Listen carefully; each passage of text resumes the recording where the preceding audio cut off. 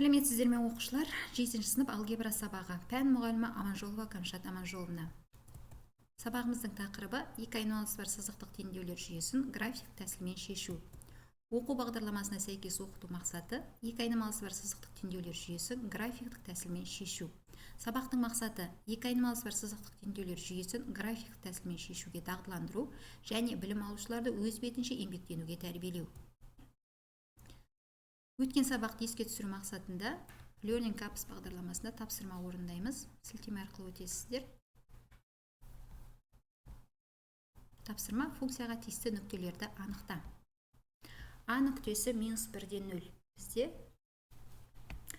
бірінші функцияға тиісті, өте жақсы. М нүктесі 1-де 1,5. Екінші функцияға тиісті. К нүктесі 2-де 6. Өте жақсы. Бірінші функция. L нүктесі -2-де -2. Бірінші функция. N нүктесі 2-де 0. Екінші функция. Жарайсыздар. В нүктесі 0-де 3. Екінші функция. С нүктесі 0-де 2. Бірінші функция. S нүктесі -2-де 6. Бұл бізде екінші функцияға тиісті. Өзімізді тексереміз. Жарайсыздар, барлығы дұрыс.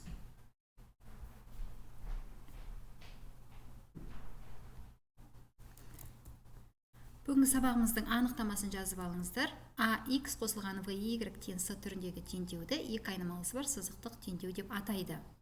Мұндағы X, Y айнымалылар A, V, С тұрақты сандар, A, V айнымалылардың коэффициенттері, ал С бос мүше деп аталады.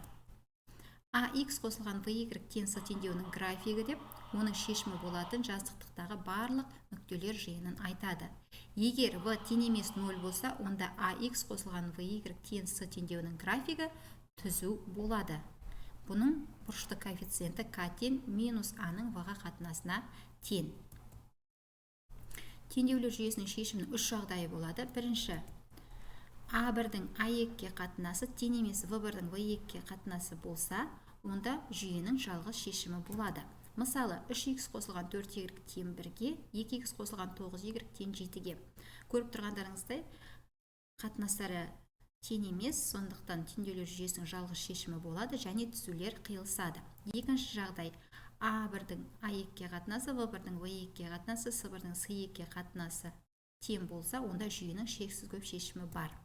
Мысалы, 3x қосылған 4y тең 1, 6x қосылған 8y тең 2. Үш қатынаста тең, сондықтан жүйенің шексіз көп шешімі болады және түзулер беттеседі. Үшінші жағдай, А1-дің А2-ге қатынасы тең болады В1-дің В2-ге қатынасы және С1-дің С2-ге қатынасы тең емес болса, онда жүйенің шешімі болмайды. Мысалда көріп тұрғандарыңыздай, екі коэффициенттердің қатынасы тең, бос мүшенікі тең емес, сондықтан жүйенің шешімі болмайды, түзулер параллель орналасады. Екі айнымалысы бар сызықтық теңдеулер жүйесін графиктік тәсілмен шешу алгоритмі. Бірінші, бір координаталық жазықтықта жүйедегі теңдеулердің графиктерін саламыз. Екінші, салынған графиктердің қиылысу нүктелерінің координаталарын табамыз.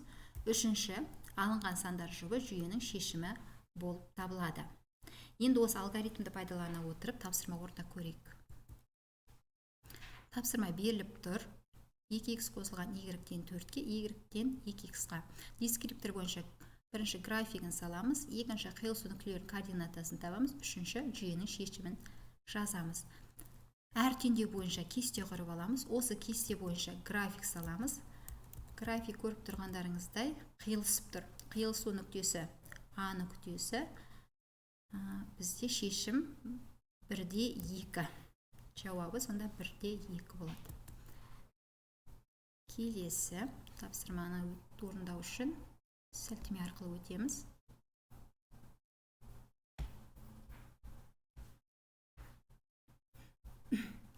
Берілген сөздерді ретімен қою керек.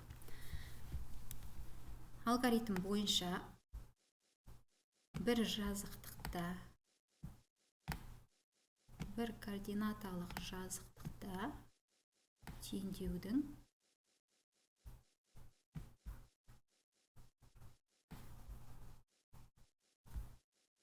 әр теңдеудің графигін салу керек.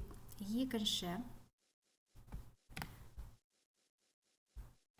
теңдеулер графиктерінің қиылысу нүктелерінің координаталарын табу керек. Үшінші, жүйенің жауабы ретінде нені аламыз?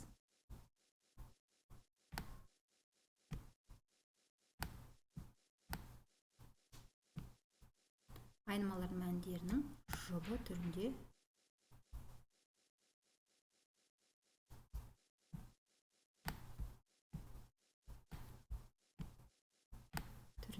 жазу. Өте жақсы, тапсырма орындалды. Келесі бекіту тапсырмасы Learning-Apps бағдарламасында орындаймыз. Дескриптор теңдеулер жүйесінің шешімдер санын анықтайды. Жаңағы 3 жағдай айтылды, сол бойынша орындаймыз.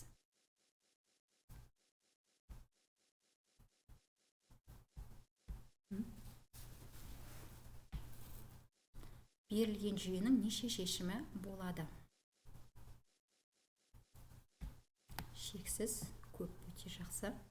Екінші теңдеулер жүйесі. Шешімі жоқ, себебі бос мүшелердің қатынасы тең емес. Екіншісі шексіз көп шешім болады, өте жақсы. Келесі өте жақсы, шешімі жоқ. Жалғыз ғана шешімі болады. Жақсы, өзіміз тексереміз. Жарайсыздар, тапсырманы дұрыс орындадыңыздар. Оқу тапсырмасы беріліп тұр, жазып алыңыздар. Өздеріңіз алдыға мысалға қарап орындайсыздар. Осы сабақ бойынша рефлексия өтсеңіздер.